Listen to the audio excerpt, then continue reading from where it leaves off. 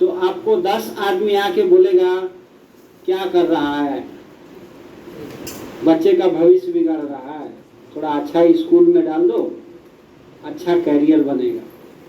अच्छा स्कूल सबसे पहले नाम से शुरू होता है, ये हमारी अवधारणा है। मुझे जैसा लगता है, मैं अपना पर्सनल जो है विचार व्यक्त कर रहा हूँ आप लोगों के सामने, ठीक है। और इस भाषा को हमें समझने के लिए जो भी है बच्चे, बहुत सारे बच्चे ऐसे हैं जिन्हें अंग्रेजी बहुत अच्छी नहीं आती है।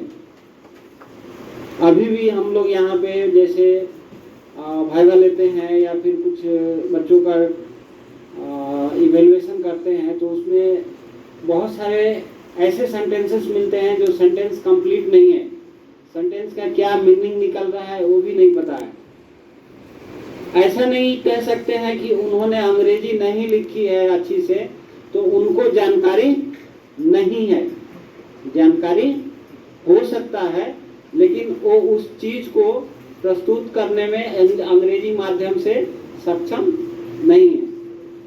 तो अभी का स्थिति ये है कि सबसे पहले हम लोग अंग्रेजी को टारगेट करते हैं कि बच्चे को हमारे अंग्रेजी जरूर आना चाहिए, और ऐसा माहौल उत्पन्न हो गया है बाय डिफॉल्ट। वो जो है अंग्रेजी ऊपर से चढ़ते चढ़ते हमारे कहाँ तक आ गया है, आज नर्सरी क्लास तक आ गया है। पहले क्या था, केवल हायर एजुकेशन में अंग्रेजी था। हाँ, मेडिकल वाले अंग्रेजी पढ़ रहे हैं, पीएचडी वाले इंग्लिश कर रहे हैं, लेकिन उसके बाद +2 तक आ गया। हमारे टाइम तक, आपके टाइम तक स्कूल तक भी चला गया है, और आपके नेक्स्ट जनरेशन तक वो अब नर्सरी से ही इंग्लिश मीडियम शुरू हो जाता है। तो ये भाषा है, इसमें ऐसा कुछ नहीं कहना है कि अच्छा है या बुरा है। दिक्कत ये है कि बहुत जगह पे हमें जबरदस्ती नहीं चाहते हुए भी इसका सीखना या जो भी कहिए पड़ता है, राइट। तो जैसे मान लीजिए कि आप साउथ में जाएंगे, राइट, तो वहाँ पे फैमिली में भी बहुत सारे लोग, सब लोग लगभग इंग्लिश बोलते हैं। तो बच्चा छोटा से ही कुछ जाने या नहीं जाने वो इंग्लिश बोलना शुरू कर देता है, लेकिन हमारे यहाँ ऐसा नहीं है।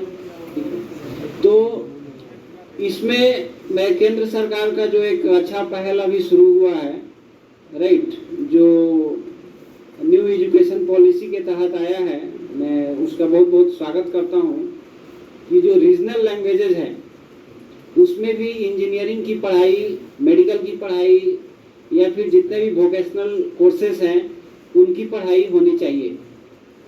और इस और सरकार का बहुत मतलब जो है तेजी से कार्य चल रहा है। इस साल तक लगभग जैसे मैंने न्यूज़ में पढ़ा था उसके अनुसार से बता रहा हूँ, कुछ डाटा डिफर भी कर सकता है, कि लगभग 20 कॉलेजों ने हिंदी में इंजीनियरिंग का पाठ्यक्रम इस साल से शुरू किया है। तो इसका बेनिफिट आपको ये होगा कि आपको जबरदस्ती इंग्लिश नहीं सीखना पड़ेगा।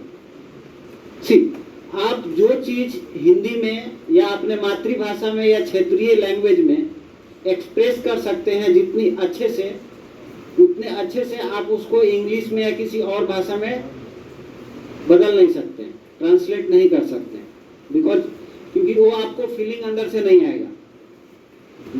अब बोलने के लिए क्या करते हैं, उसको ट्रांसलेट करते हैं, ट्रांसलेट करने के साथ वो फीलिंग भी तो आना चाहिए। जैसे हमें धीरे धीरे चलना है, आप हिंदी में क्या बोलते हो, धीरे धीरे चलना है, तेज चलना है। तो जैसे ही धीरे शब्द आता है आप बोलोगे धीरे धीरे, आपका जो पिच होता है वो स्लो हो जाता है। आप इंग्लिश में बोल के देखो, यदि आपको उतना फ्लुएंट नहीं हो तो आपका सारा वर्ड जो है एक ही फ्लो में जाएगा। I am moving fast, I am moving slow.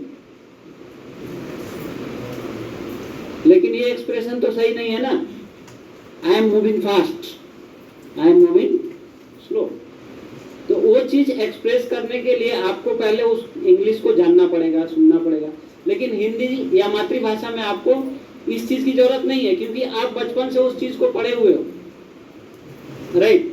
तो उसमें क्या है, आप अपने फीलिंग को एक्सप्रेस कर सकते हो, अलग से किसी चीज को समझने का जरूरत नहीं है, ऑटोमेटिक आपको अपने लैंग्वेज में समझ में आ जाएगा, राइट। तो जैसे मैंने कहा कि सरकार ने एक अच्छी पहल शुरू की है, जैसा मुझे लगता है कि नहीं, ये अच्छी चीज है, और ये यदि आगे की तरफ बढ़ेगी, राइट, हिंदी भाषा जैसे इंजीनियरिंग में आ गया तो कंपलसरी नहीं होगा बच्चों को इंग्लिश पढ़ने के लिए कि नहीं तुम इंग्लिश पढ़ो, इंग्लिश में ही उसे दो, या क्षेत्रीय लैंग्वेज में आ गया तो ठीक है।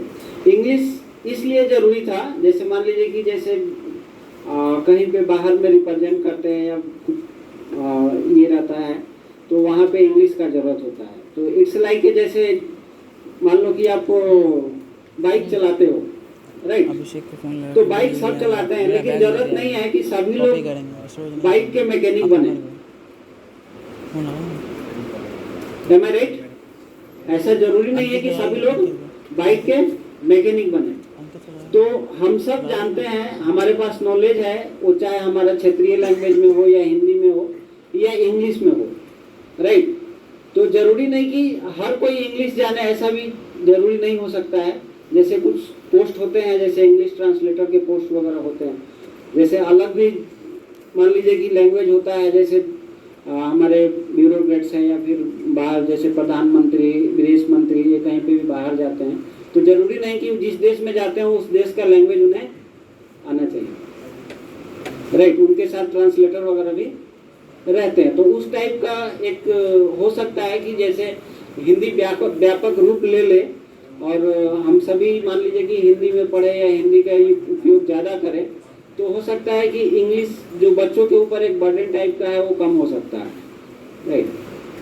तो सबको इंग्लिश जानना जरूरी नहीं होगा, उस तरह का यदि सिनारियो बनता है तो कुछ लोग जो बाई इंटरेस्ट उसमें जाएंगे वो उस चीज़ों को बदल सकते हैं, कन्वर्ट कर सकते हैं और आगे बढ़ा सकते हैं। आपके जो रिसर्च है या जो भी चीज़ है, कुछ जगह पे हमने शायद सुना है कि हिंदी में भी पीएचडी का थीसिस सबमिट हुआ है, एग्जैक्ट नहीं बता सकता हूँ, लेकिन शायद कहीं ऐसा न्यूज़ था, ठीक है, मैंने कहीं पे पढ़ा था।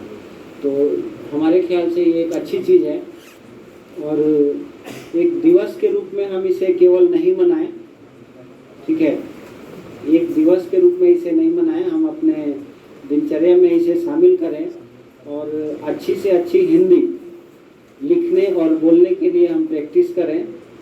तो हमारे लिए, आपके लिए और हमारी भाषा के लिए एक बहुत बड़ी उपलब्धि होगी। इसी के साथ बहुत बहुत धन्यवाद। बहुत बहुत धन्यवाद।